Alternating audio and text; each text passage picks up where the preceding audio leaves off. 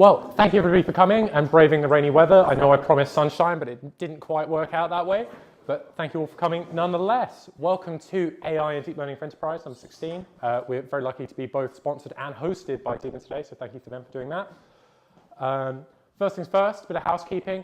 The toilets are in weird places in this office. Sorry for people on the stream, I'll run through this as quickly as possible, but if you are here in the office and you're looking for the toilets, you can either go through the boardroom, which is off to my left and to your right, straight through, and on it'll be on your left-hand side as you go in, or you can go left through the door at the end of the corridor, and then left again, all the way back around to the toilet like that.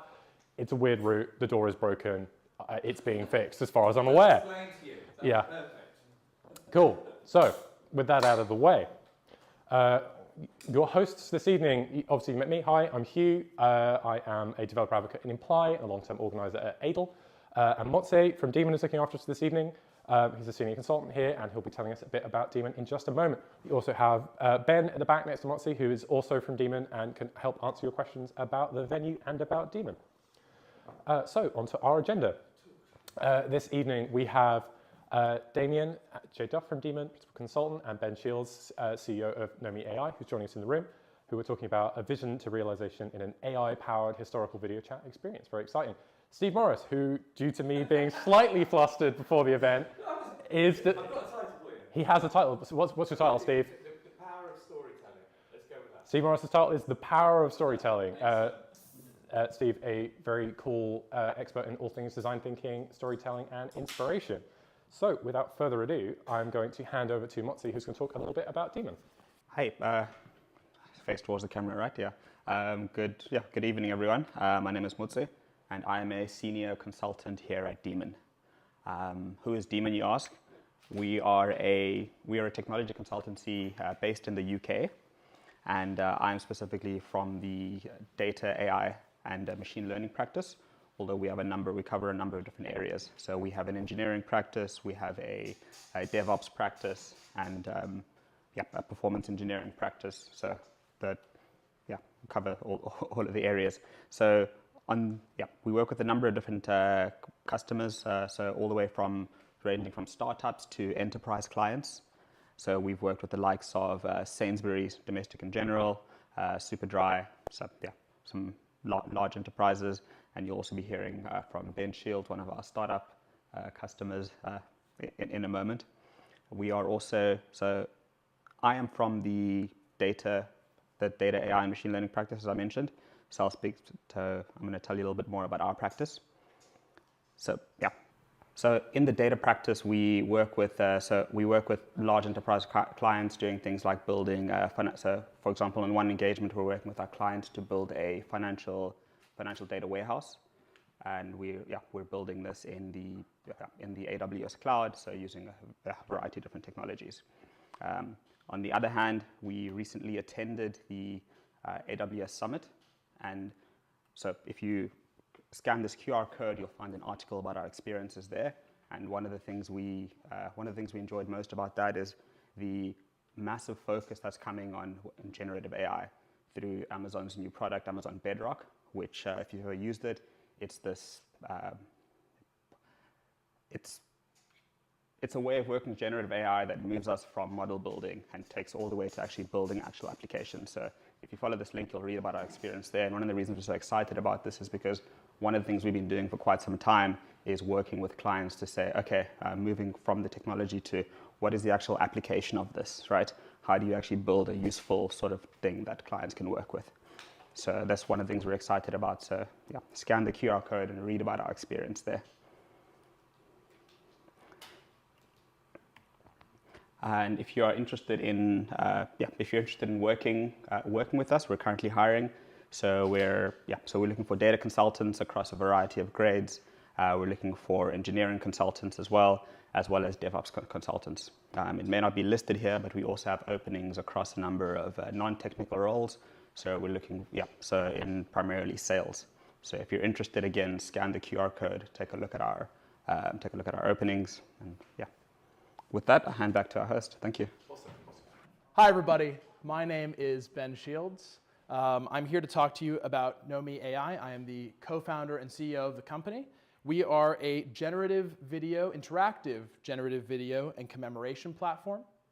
And we're here because we want to reshape how stories are told, and I think that might be a theme for this evening. I'm going to tell you a little bit about our company's vision, and then I'll hand off to Damien, who will discuss our collaboration with Daemon and some of the technical challenges that we work together to solve in concert with Daemon and our partners at AWS. So without further ado, let's get started. We at Nomi are storytellers, right? You and I, we have that in common, right? And we felt we had a really important story to tell. So this is my team. My co-founder, Josh, he couldn't be here today.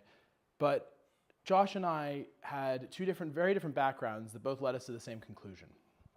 Josh was an expert in commercial and military flight simulation, an industry where getting it right is a life and death question and a millions of dollars risk, right?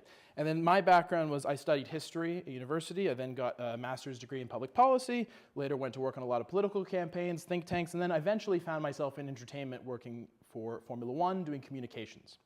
But both Josh and I, in our nice jobs, felt that something we were very passionate about, storytelling, was having a bit of a revolution, and we wanted to be part of it. We said interactive, generative video is going to change how we tell stories and change the world.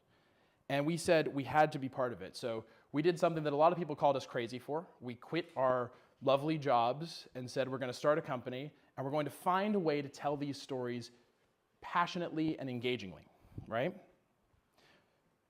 And really importantly, we started with a story we felt we had to tell.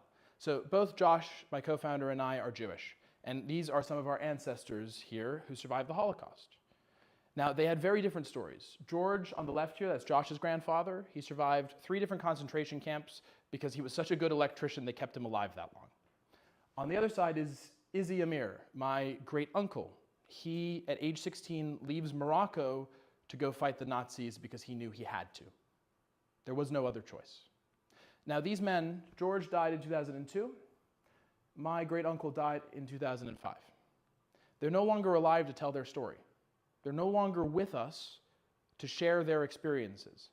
But we knew that these stories were too important to lose, and that people needed to be able to hear from them directly, to hear them explain, why did you leave Morocco to fight? Why did you keep going when everything we know says it was so hard to, right?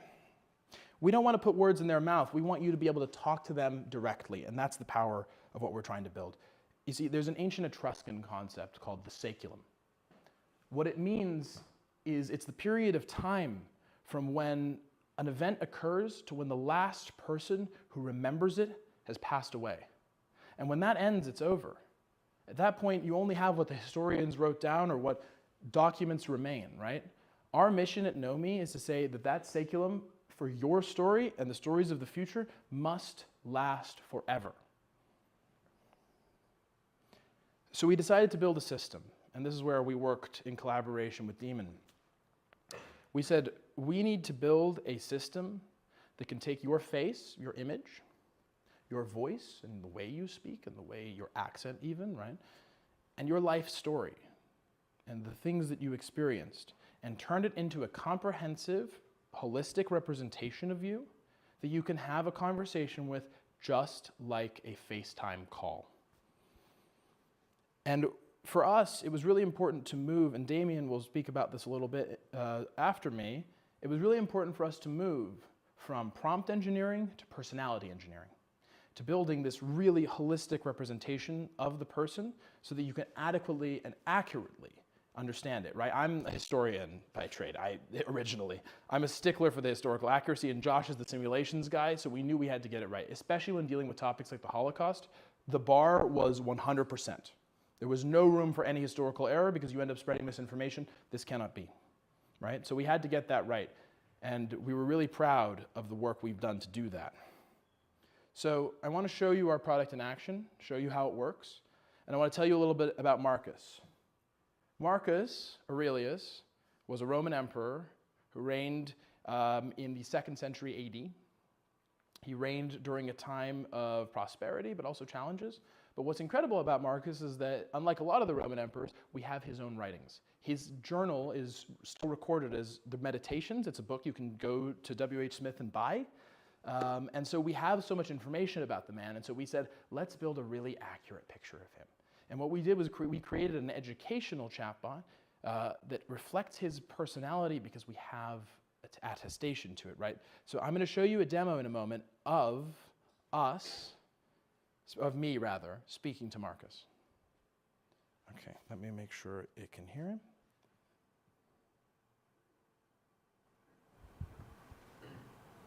There we go. So here you see our demo website. And you see the characters that we've built for our demo. Here's Marcus, a little bit of background on him.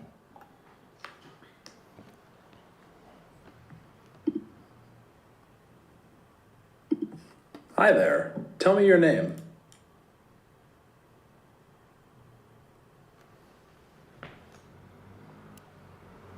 My name is Marcus Aurelius. I was the Roman emperor from 161 to 180 AD. Oh, that's so cool. I've kind of always wanted to know more about ancient Rome.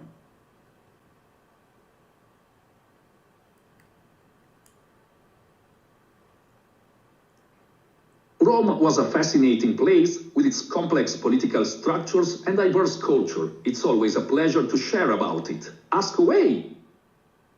Tell me about those complex political structures. How did they work in your time?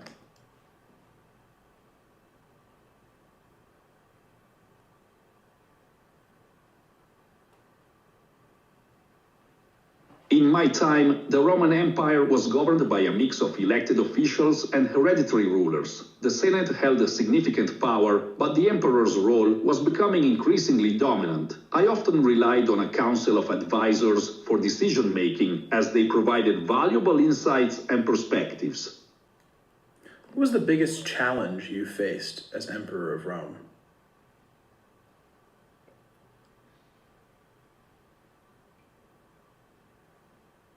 The Antonine Plague and the constant threat from Germanic tribes were my greatest challenges.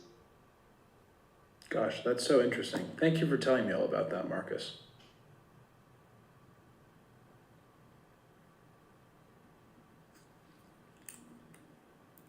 You're welcome. It's a pleasure to share my experiences and knowledge of the Roman Empire with you.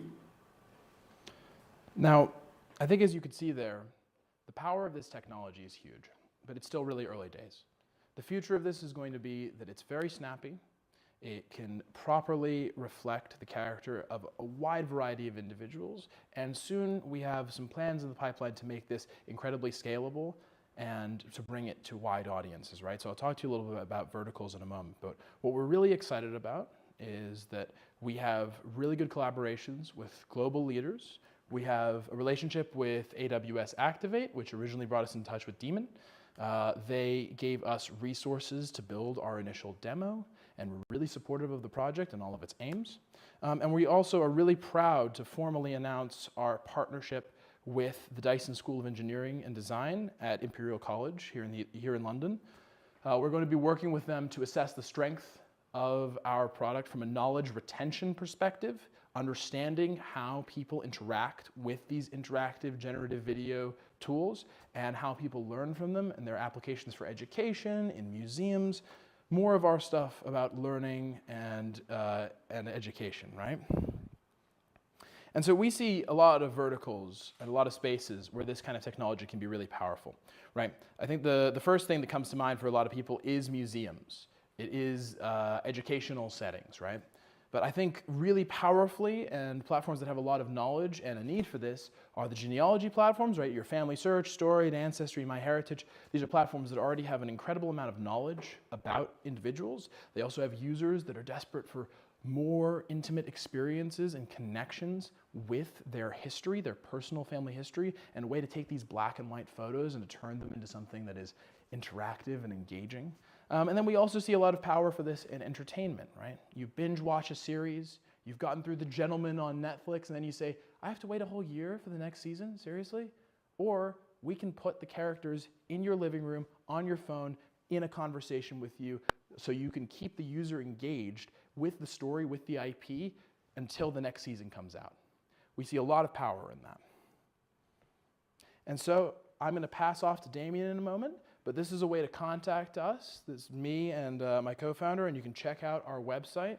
And we're really excited about the potential for this technology, what it can do for the world, what it can do for education, what it can do for brands. And we're really excited for you to join us on this journey. So thank you very much, folks. And I'm going to hand off to Damien.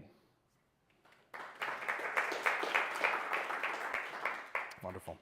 Welcome to our talk with Ben. So yeah, Ben, I should say in advance, by the way, just stop me at any time. It's a small group. I'm here basically to talk about the hows of what Ben just described. So Ben's told you all about the why. I'm here to tell you about the hows and sort of share some learnings and stuff around AI. So I'm going to start with the application that we built with Ben. So we built out the AI part and we built out the full application as well. But I'm going to sort of wander a little bit around the topic and talk about the other applications, related applications that we can build with this kind of technology. So just stop me if you've got any questions at all. I'm pretty sure I can hear you. You might have to scream at the top of your lungs in order to get heard. If necessary, wave, because I can see most of you. Right, so I'll just start with the ask, and not the ask in terms of the business case, because Ben spelled that out very nicely. I'm going to talk about the technical ask to start with, and then I'm going to get onto the non-AI bit, because that will technically frame the AI bit, because this is at a high level. The AI part of this solution is a part of the full solution. So once I've talked about the non-AI bit, it will work in context, and then I'll start ranting on about how this technology might be potentially used in the future. So that's the last section. So the ask to us was basically, to build out this app, right, that Ben showed you. So we started with a bit of a tech demo, and we wanted to build something fully functional for to sort of take around to just basically show off the power of this technology and the possibilities inherent in Ben and Josh's vision. So I'm going to talk about all these different components one at a time. I'm going to start with the non-AI bit. I'm going to produce a pretty diagram showing the app architecture, and I'm going to show an even prettier diagram showing the cloud architecture. So for people who are interested in sort of enterprise cloud and so forth, you will see how the little bits of blocks fit together, and a little slide on best practices, because as I said, this is about sharing fun little tidbits. So I'll do that, and then we'll get to the, this is in the wrong order. The non-AI bit is now, the AI bit is after. So here's the pretty picture that I just signaled about, telling about how the different parts fit together. So it's a fairly standard architecture, actually, because you've got your back end, your front end. What is a little bit different, but not too different, is the text-to-speech, this speech-to-text, the video generation, and the large language model. So you can do this in a variety of ways. Because we were developing this thing rapidly out, we stuck with the web speech API for getting the speech off users. The issues with the web speech API is it's a library, if you like, that sits inside browsers. So its performance differs from browser to browser, but it is able to take care of finding the boundaries in conversations and waiting and hearing when people have stopped speaking with more or less capabilities. And then we can get that verbal input from a user. We can allow users to chat as well. Get it into our front end, which is developed in React, send it to the back end. So that is now text, by the way. So the web speech API has turned people's audio from the microphone into text. We can then send it to our chat model to get some intelligent response, take that into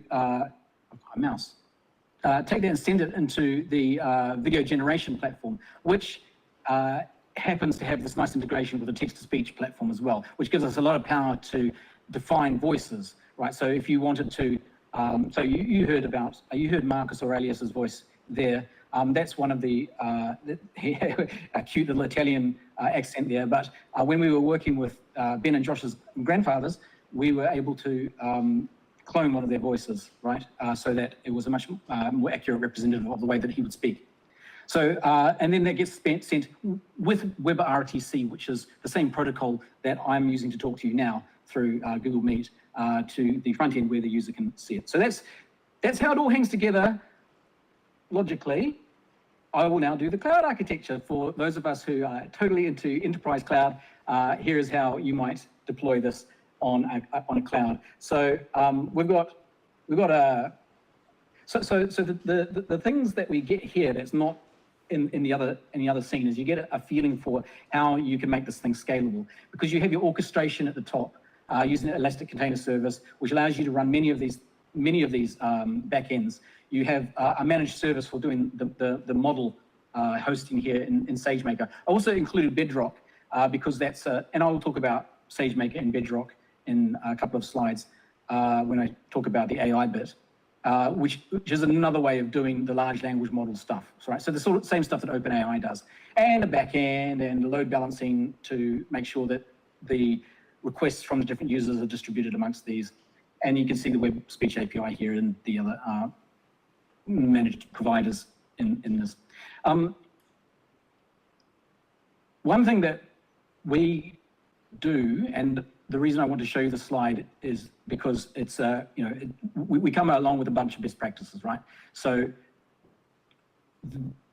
I wanted to show you the slide, one, to blow our own trumpet a little bit, because we didn't just build a demo here, we incorporated a bunch of best practices along the way, security, scalability, and so forth, but also to share with you, the sort of a bit of a beginner's checklist for the sorts of things you need to start considering if you want to build yourself a web app.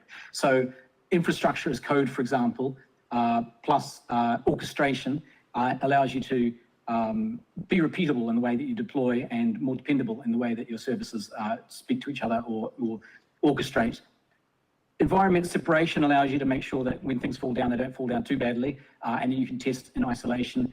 Keeping a separate database, containerizing everything is again about separating out those concerns and making sure that, and also allowing scalability, because your database is very good at databases, but you don't want to take that load and put it into your application layer. Network security is very important as well. We meet this in almost every startup application we have. We are the ones that need to bring this consideration of security. If you have a computer that's just connected to the internet and anybody can access that computer, there are so many possible bad things that can happen. So we need to hide that guy and come up with different ways of accessing it. And finally, code security is very important as well, right? So you can't keep secrets, you can't send secrets to the client side. So one naive way of doing this might have been to have the front end authenticate with DID. But that wouldn't be a smart thing to do at all, because in order for the front end to authenticate with DID, those credentials need to be there. Oh, there's clever ways of doing that, but because DID uses an API key, you don't want to basically keep the API key here. So you need to proxy everything through the back end when you're communicating with the DID setup, the DID being the video generation. So this can apply to a bunch of third-party applications that need to talk to your front end. And obviously, you can get rid of secrets that happen to be checked into your code base, but you need to get rid of them in the history. Otherwise, anybody poking through your repository can get your very expensive API keys and so forth.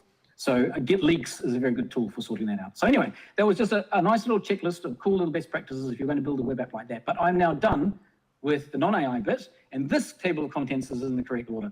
So I'm going to talk now about the AI stuff.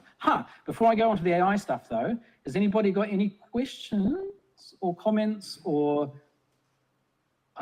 insults relating to the previous bit? I don't think we have any questions from the room. I'm not sure if you can hear me though, Damien. I can hear you. Excellent. Well, no questions at the minute, so Practioner, please go ahead. Cool, great. I love when I get on these red slides. I look like the devil. I guess I am promoting dangerous technology here. So let's get to the AI bit with the red look. So I'm going to start with, again, the ask, but this time the AI specific ask, what we need to do. And we focused on the large language modeling part of it, modeling the text personality, assuming that DID and integrating the DID, the video generation, and integrating the text to speech parts are mostly done for us. And by the way, it's a logical decision if you're ramping up fast to use third-party providers like that, which can get you 99% of the way, and you don't have to spend like years or years of a man effort, building your own models and training your own models and spending lots of money and training your own models and so forth. You can get up to speed very quickly. And when it came to the large language model bit, however, that's the bit that we needed a lot more customization. So that's the bit that we worked on here. And that's what I mean by the AI bit in this particular part of the presentation.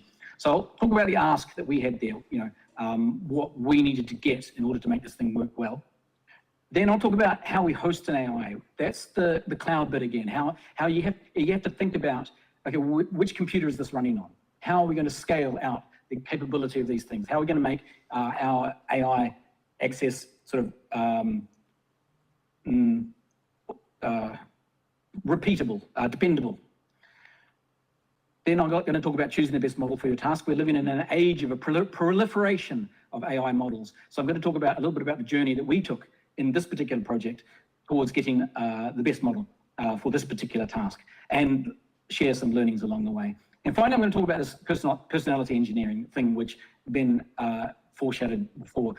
How do we pose the problem of allowing us to create a character, right? And how do we solve that using the sort of the AI tools that we have? And I also take testing along the end there, because that's pretty much the way that we solved it, by doing a test first kind of approach.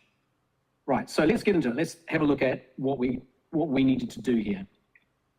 The AI ask, indeed.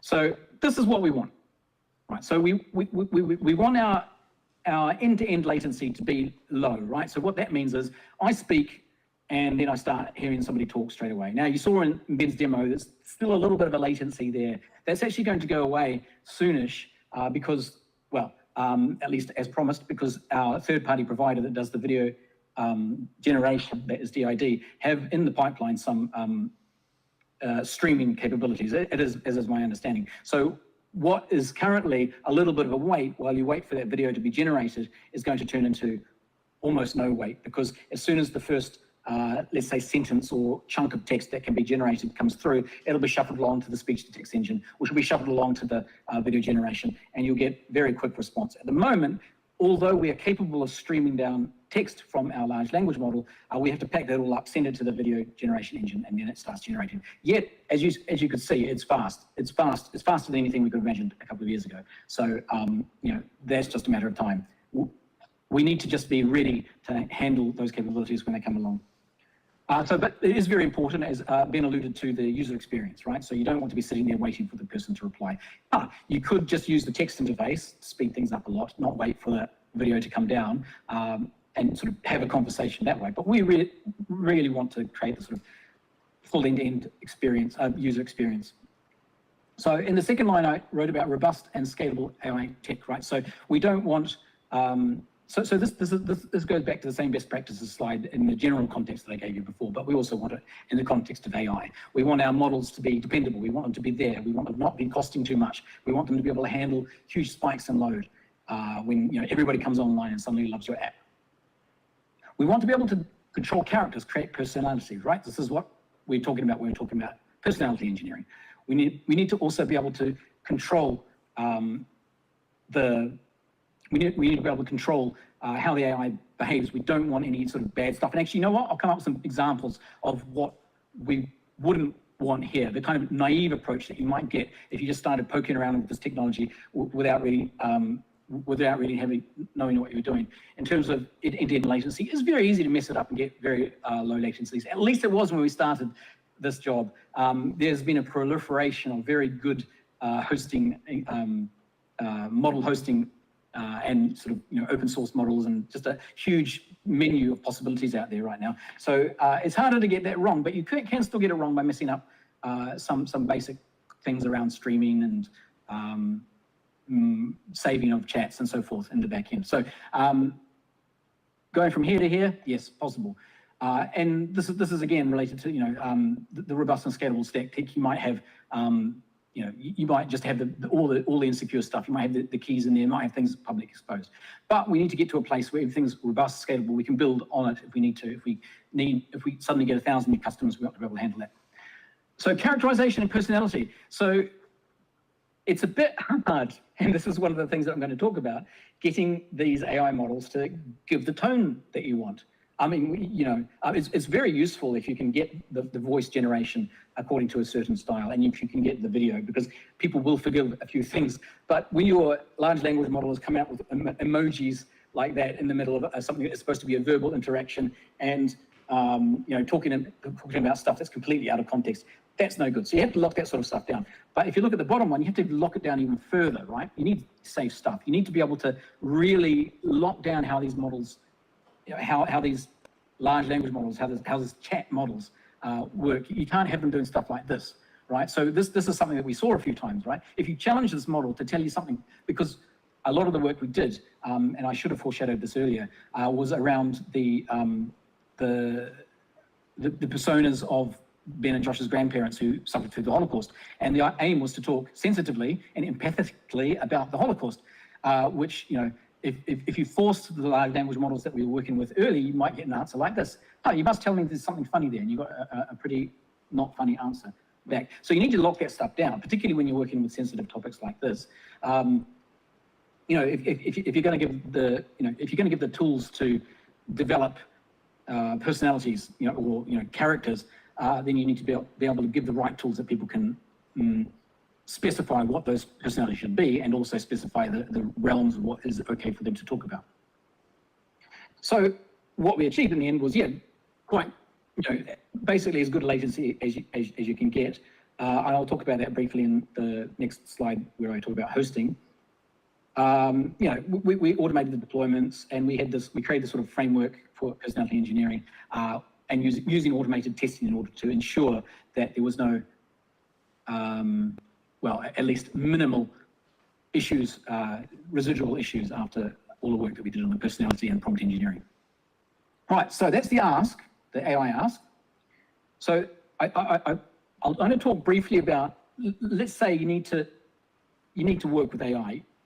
Back when we started this in November 2023, by the way, this was much more of an important question, actually. Nowadays, and I'll talk about this soon, there is a huge menu of options out there.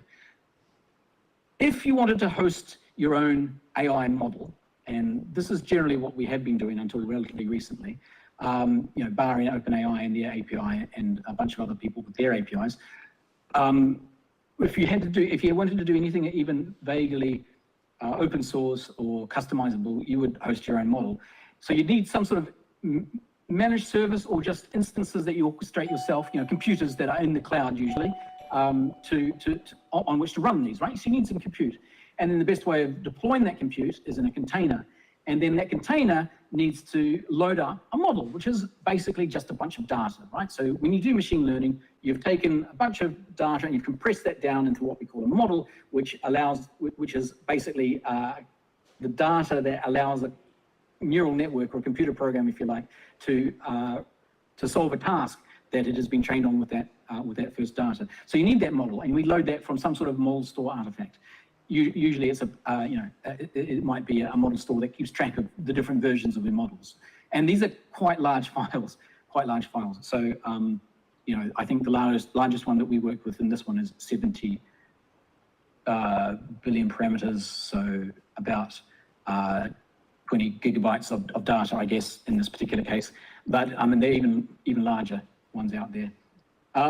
And then you need the code which serves, and this has to be efficient code, right? Because it is doing model serving. It's living not just in the CPU of the computer, but also in the GPU, right? Because that's essentially, I guess it's fairly common knowledge by now that we need these GPUs to do the massive parallelization that we need to represent the brain-like artifacts that run the models. So you take your inference request to run the code, which uses the model, and you return it. So that's hosting AI. And what the tools that we chose here, and if you're doing this today, I might suggest these tools, but the next slide is going to tell the story of a better approach today.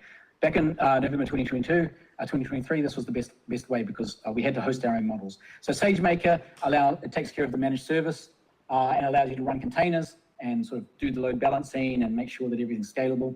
The container is this Hugging Face TGI, text generation interface container, which was built in conjunction with AWS, so they made it work in SageMaker. So the inference code is basically that efficient Rust code for running models. Interesting with some Python and obviously all that CUDA mixed in there. And then you could choose the model from a small menu of models that were supported by Hugging Face. Now, if I was doing this today, it would be a lot easier because the performance and the number of models that are available in off-the-shelf API systems is much greater. So Bedrock is a really good AWS example of this. Obviously, there's the OpenAI API itself, right? OpenAI has an API that you can hit, and you can use the GP4 model and so forth.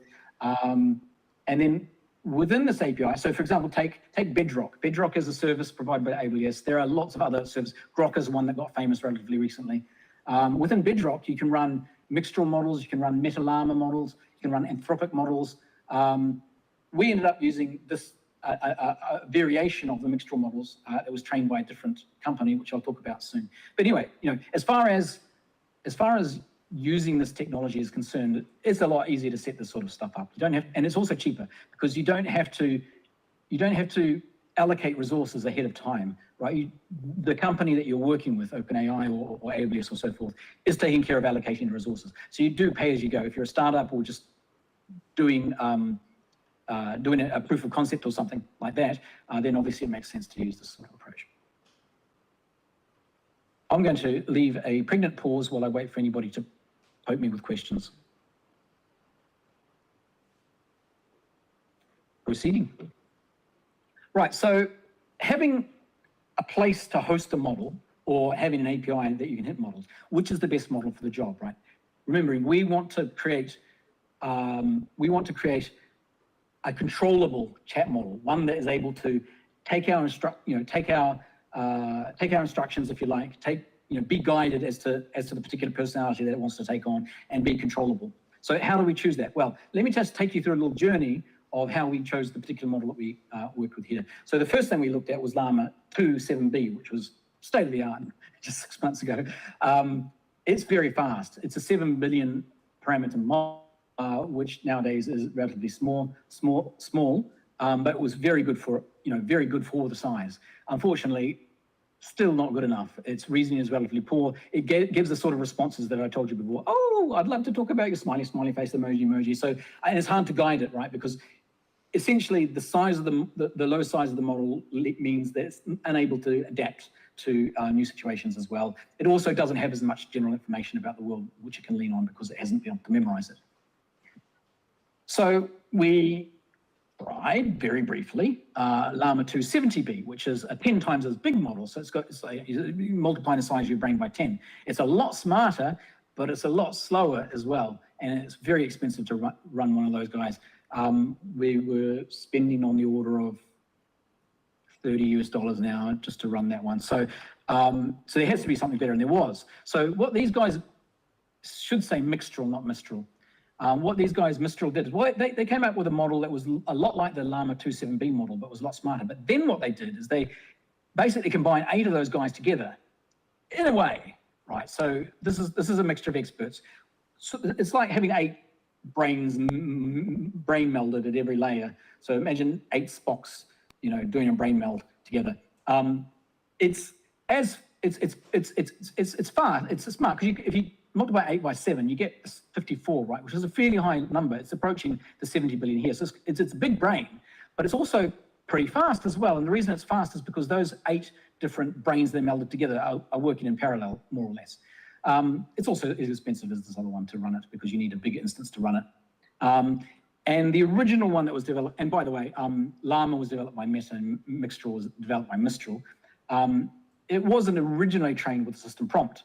A system prompt is something that I will explain shortly is quite useful for guiding these models. And another great thing about it is it had a very long context, which meant we could feed it a lot of information about the particular personality without having to build an extra layers to do to retrieve that information. What's generally called retrieval augmented generation. We did not have to do because we were able to jump on models that were big enough to deal with the information that we need. Nowadays, if you look at Anthropic Claude, it's 200,000 tokens. If you look at GPT-4, it's the context lengths are just increasing. That technology is there now. You almost, a lot of the time you don't have to do any retrieval augmented generation for a lot of use cases nowadays. You can give it all to the model and it can work with you, which in our case happened with this model here, which came out in the beginning of this year. So that was great, but as I said, there was no system prompt, and I'll explain to you later why a system prompt is important. So we came across this other model, which was developed on the same architecture as Mixtral, but it was retrained, and it was retrained on fake data, on made-up data. So So they generated a bunch of data from another large language model, which they then retrained it on to make it even better. So it was essentially the same thing, but more controllable because it had been trained to be controllable. The data that had been generated was targeted towards that sort of control. It's still expensive, but it's got a system prompt now because of the way that it was trained, and it still has that long context. That's the one that we settle on for this particular thing. Nowadays with Bedrock, obviously, lots of models coming out all the time and be added on. Right, so here's the meaty part, right? So given that you have a large language model and given that you can host it and you've chosen a good model that has a good mental capacity, if you like, a cognitive capacity, how do you do personality engineering with it, right? So a little bit of background before we get into it, right? Just a little bit of making sure that we're on the same page with how these models developed, right? So they were originally trained basically to predict to do generative text prediction, right? To predict the next word in a book, right? Or the next paragraph in a book, if you like to think about it like that, or the next page in a book, right? So this is how they're trained. So those models that were trained like that are really good at generating very witty, very intelligent text, but it's very hard to guide them because you just give them a prompt and it'll just go off with that, go off in some direction. Imagine you're in your car and you set the gear stick and you just take your hand off the wheel. So what people did is they fine-tuned. So the great thing about those models is you've got a lot of information that you can train them on, and they get very smart. So that's what you call a foundation model, and you can, you can then fine-tune that foundation model on other tasks like question and answer. So if you've trained it on question and answer, then you can get great.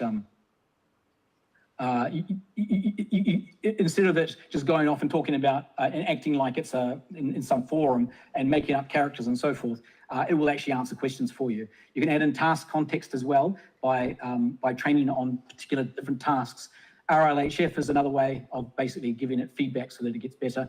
And you can add in tools, but we didn't worry about the tool stuff. We basically needed not just those original foundation models, but foundation models that had been already trained on Q&A and with system prompts and been additionally fine-tuned on models trained on human feedback. So that was the Nous Hermes Mixtrals models that I told you about. So and this is a question that's becoming more and more moot actually. It's interesting how fleeting this particular dichotomy is right now. It's weighing more and more towards prompt engineering until, still people doing this. When you come and you have a business problem or you want to build a product or something with a generative AI model, you have this decision. Do I need to refine this model by learning that requires data, or can I just use the model as it is in order to make it perform? And we were able to do this because these models are just getting so much better. They can do few-shot, zero-shot learning, which is something that was a fantasy just 5 years ago. So prompt engineering until you need fine-tuning. We didn't need fine-tuning for this particular use case.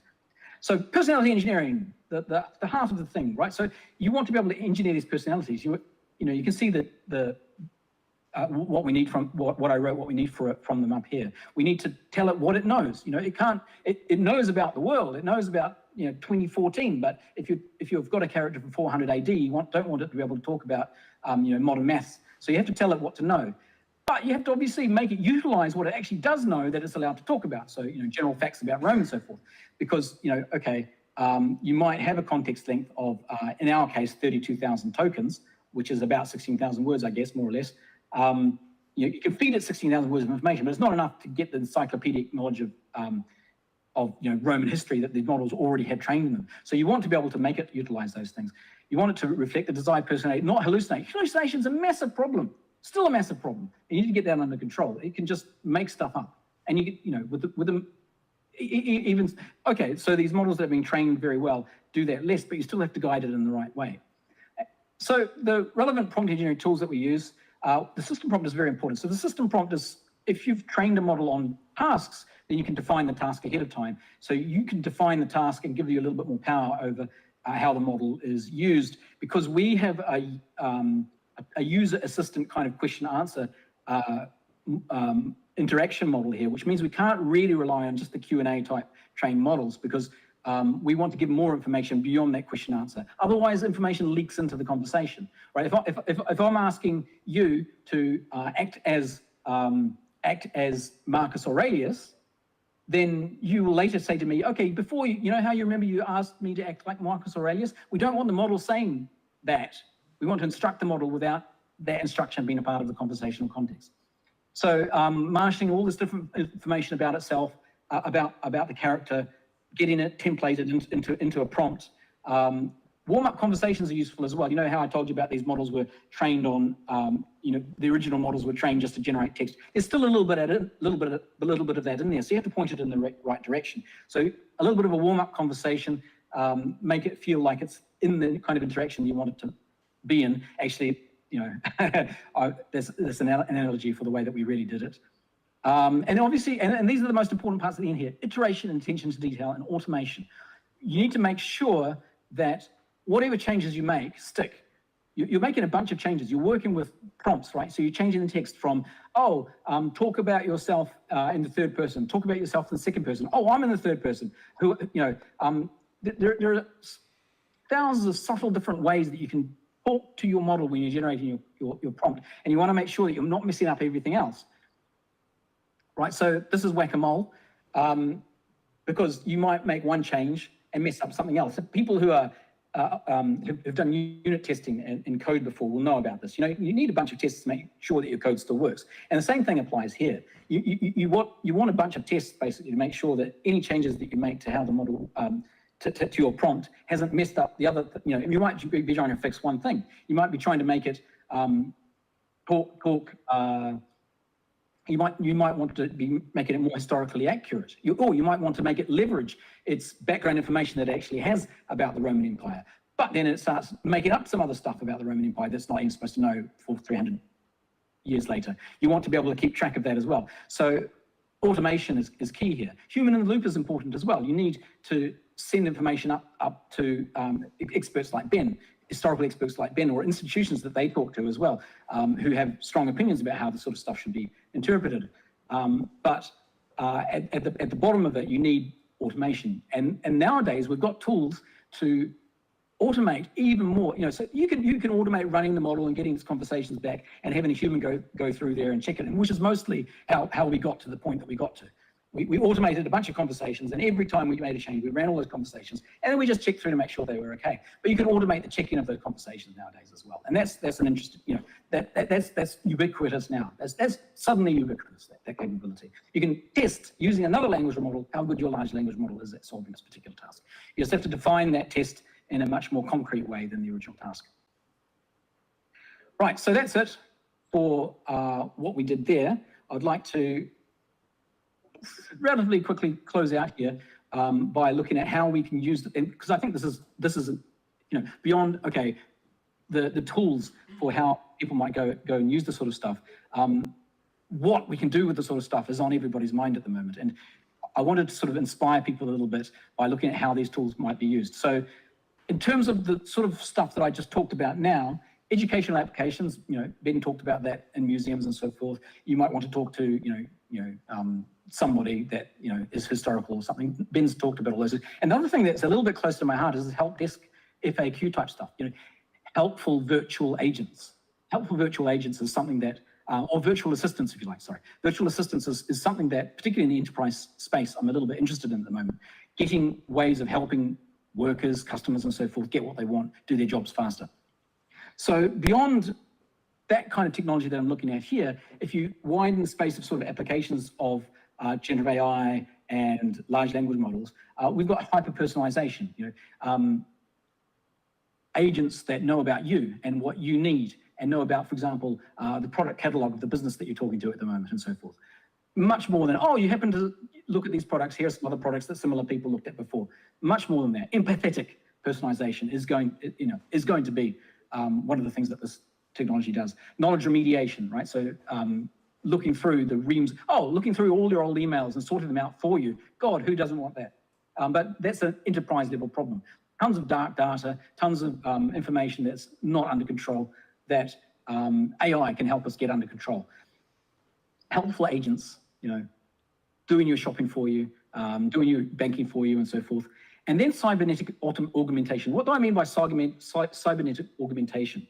Right, so at the moment, I talked about virtual assistants, right? So there's this metaphor of another agent, an assistant that's helping you, actually. This is related to a big, kerfluffle that's been happening for the last year, where people have been trying to take these large language models and build something which they call agents, which are essentially characterized by autonomy, right? Things that are acting autonomously. It's appropriate that it's gone red right now.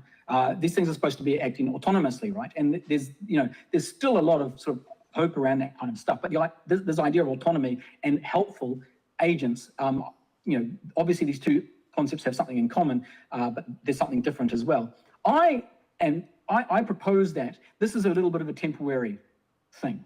This abstraction of thinking about the AI as an agent or assistant. Take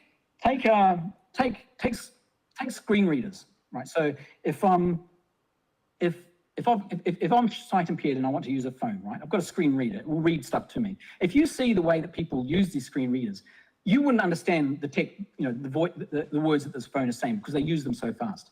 It gives you audio responses as you explore the screen. You wouldn't understand how, there's a metaphor, the phone, which we generally, we've got this sort of metaphor of the phone as sort of a distinct, almost a stand-in for another person that we talk to. However, it becomes a tool, an extension of our abilities. The motor cortex in the human brain contains areas that more or less overlap between limbs and tool use, right? So the distinction between using our limbs and using tools is not that much different. I propose that rather than keeping that agent abstraction where we think about the AI as something separate to us, it will gradually become just another tool that we use, something that's second nature to us. In the same way that, without even thinking about it, you squeeze in order to zoom and you tap your icons in your phone and you use your mouse almost second naturedly. I think about the way that my grandmother tried to use a mouse, right? Sort of, tapping on it, and things are very different now. And I propose that AI is going to go that way. So we're going to think about new ways of interacting with it, not just chat.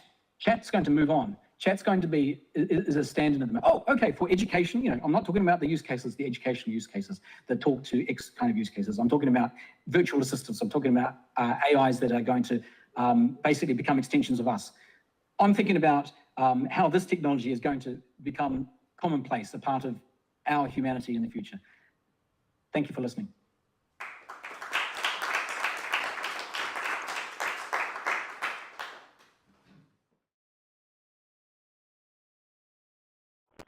That's what we're going to talk about. That's what I'm going to talk about, the power of storytelling. I know that, Hugh, you mentioned storytelling with data. There'll be a bit of data. But generally, storytelling, this feels like it's the theme tonight, Ben. So I'm going to get straight to it, and I'm going to start by telling you a bit of a story, actually. So this is Ed. Does anyone, don't necessarily call out if you know who Ed is, but does anyone know who Ed is from this photo? Oh, this is even better. Great, okay. So this is a story to start with about Ed. Now, Ed has got a big presentation coming up. He's done a lot of research. He's got a really important point to get over. We've all been there, right? He's thinking, what can I actually do here? It's a big gig. It's the Hay Literary Festival, which is bigger than just that marquee, by the way. So there's other things. So it's a bit of a global audience. He wants to get it right. And he's just, he's agonizing over all the research that he's got. He's agonizing how to get this point, how to tell this story. Can he do it visually? What's he going to, how is it all going to come together? That's not Ed, by the way. And he has a bit of a moment. He's with friends and a colleague, and he has a little bit of a light bulb moment. And that's when he sees his colleague's daughter in this blanket. And he asks her about what does that represent, and it actually does represent something. The colours represent temperature, so you might know where I'm going with this now. Okay, so Ed goes away and has a thing. He doesn't come up with this white screen, by the way. But Ed comes up with, Professor Ed Hawkins comes up with this. So anyone not know what these are? Okay. So these are now, okay, so this is a data visualization of the climate warming from 1850 to the present day. Would everyone agree that's a fair understanding of that? So that's every year. So why is that? And this becomes, so he presents this, he uses this visual at the Hay Festival. Actually, it mentions he's an artist, and I think it is a piece of art. It's become a piece of art. It's become something that symbolises the climate issue. He talked about it as something that is a conversation starter, so it starts that story. There's a bit of storytelling in there. And, you know, I mean, it's kind of everywhere now. Now, if you are, like myself, from the Reading area, anyone else from the Reading? Yes, okay, right. There's a Reading University. Ed Hawkins was at Reading University. There's a lot of climate science that goes on there. And here's a few Reading things, but it's, you know, the duvet cover is not a Reading thing. But you can see this has become a very well-known and a kind of a universal, global symbol, if you like, for climate action. But it's also, obviously, it's a data visualization, but that's Reading Football Club with it there on the sleeves, buses, Reading Festival, and a duvet. I didn't really need to explain that. You saw that, didn't you? Okay, so why is this a really powerful visualization? It in itself tells a story. It's very emotive. So, you know, we get it because we're seeing, you know, we know blue is cold and red is warm. So we start to get it quite quickly. In fact, it's not that typical of a data visualization because actually there's no need to say time. There's no need to put the numbers on there. You get it, okay? So it's very quick recognition there. Obviously, it's a narrative. It's a story in itself. It's actually from 1850. So if you think of all the stories collecting all that data over the last, nearly 200 years. And of course, it's got data in it because, as I said, it's 175 data points or whatever, or many more than that. So what I've just done there is I've told a story about a data visualization, okay? So, and actually, if we talk about that story arc, and I'll talk a little bit more about that, you know, what I used there is a fairly sort of traditional narrative arc, right? It starts off with a kind of, I've got this challenge, and then you're like, the frustration there, and then in the end, you know, it's resolved. Now, that is used, obviously, in lots and lots of stories, in movies and films and TV and everything, novels. So I've attempted there to tell you a story about a data visualization. I'm not going to talk about data visualization too much, but I am going to talk about storytelling. So Ben and others, you will know about this. This is what happens in the brain. I apologise to anyone who's a proper neuroscientist here, right? But something goes on in the brain when we tell stories, okay? So when we listen to stories. Now, I don't know, help me out here. There's probably the hippocampus to do with memories, and maybe the amygdala for emotions, and something called something else. And no neuroscientists here. That's a relief. But something happens when we start to tell stories. You know, it engages parts of the brain, it lights up. You know, when you tell a story to people, people kind of lean in a little bit. And that's where I think it's got the advantage of pure data, right? But if you marry these two, it's really powerful. Stories bring us together. Obviously, I don't think there's a, you know, we all know how to do it because we do it in our lives, and we've been doing it thousands of years, right? So you can perfect it in your sort of working lives and other areas. I think you can practice at it, but actually, you know, it's something we've been doing for thousands of years. This is something I found about in a scientific paper, and it's just something around that thing about not just retelling facts. You know, you've got to connect with people in an emotional way, and people don't remember just facts. But if you combine that with a story, if you combine that with something human and something emotive and something empathetic, you're going to get something really powerful. And I think this is where I see a bit of a challenge sometimes in, let's just say, presentations, you know, where we were talking about this earlier, you know, where you perhaps don't quite, where you go straight in with the facts because, you know, we think, hey, if I just give this sort of insight and information and this, it's rational, we're all rational, right? Well, obviously we're not. The brain's fairly primitive. We're not very rational. So I want to just what I want to do is give you a few, what I would say, practical, while I take a little sip. It's water. These are the practical things. What's happening, what I want to talk about is the things that you will have to do in your day-to-day. And I'm sure that you will have to answer an important question, you have to inspire people to take action, you maybe have to sell an idea in your work, or you might have to highlight a specific issue and talk about that. So what I'm saying is that storytelling is really powerful for that. Sip. Excuse me. Right. A couple of practical tips. Okay, so this is a sort of hypothetical story, but it's the sort of thing you can see. So how would you bring to life something like this? So we're going to say Natalie is the new chief client officer at a big consulting firm. Some of you will work in consulting firms, you'll know about it. And she's noticed there's some challenges around being customer focused, okay? Now, one way to do that is go straight in with some, well, if we do this up to 40%, if we prioritize understanding and needs, then we're going to improve things by 40%. We're going to, if we demonstrate clear understandings, we're going to do this by 75%. If we, you can use numbers and facts in a fairly dry way, okay? Now, that might work, but I think if you back that up with something else, it would be more powerful. So I think if Natalie was going to tell a story to all these people, and she was going to say, well, look, I've been out and I've been talking to Lisa at our client.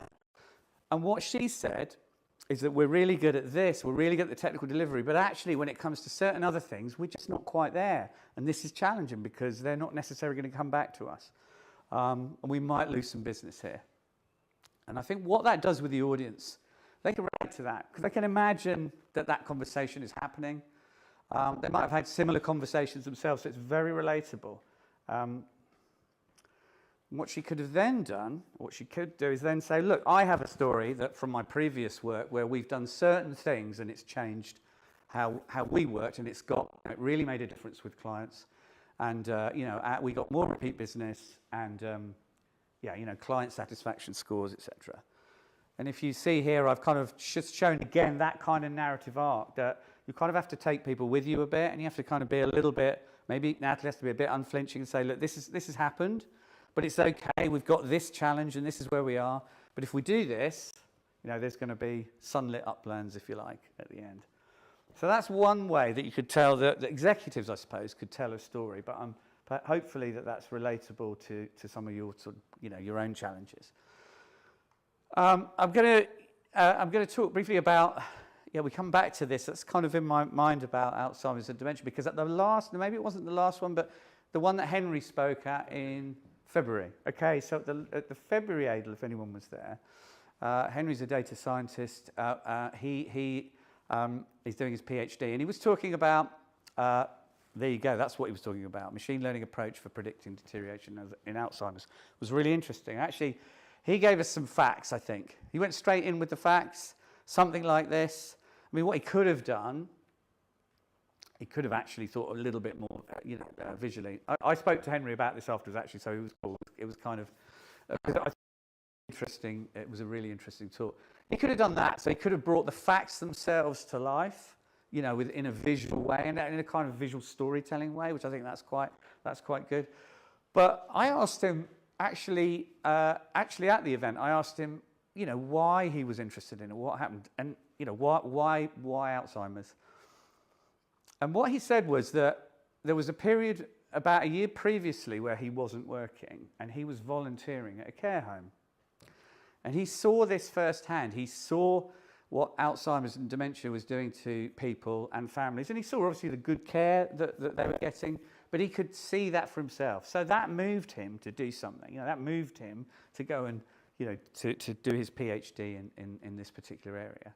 So a bit of a takeaway there is, tell your story. Bring it to life in a very human way, because people will go home and remember the facts more and the insight more if you're able to then give them something that they'll go, oh yeah, Henry, let me go back. Henry, his story was really interesting. He worked in a care home, so we had sort of a first-hand experience of it.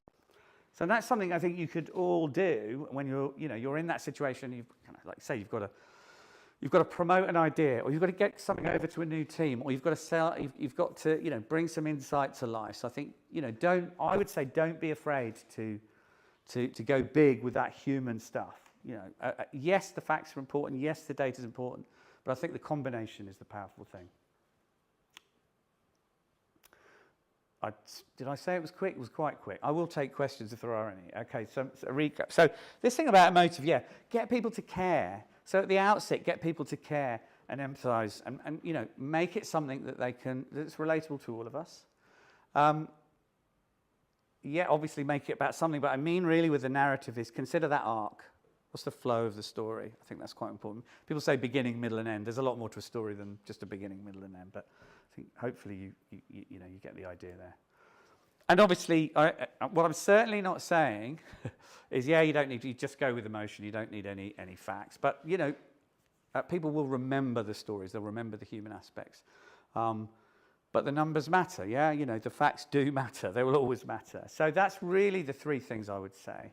Just so those are the sort of takeaways that hopefully you've got something you could some practical stuff there you could go away and think about when you're doing some kind of presentation. Go forth and tell stories, I would say. How about that? That's my new catchphrase.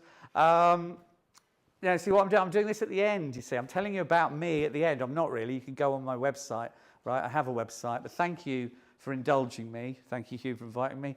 I'm on LinkedIn. I know I've connected with a couple of you already.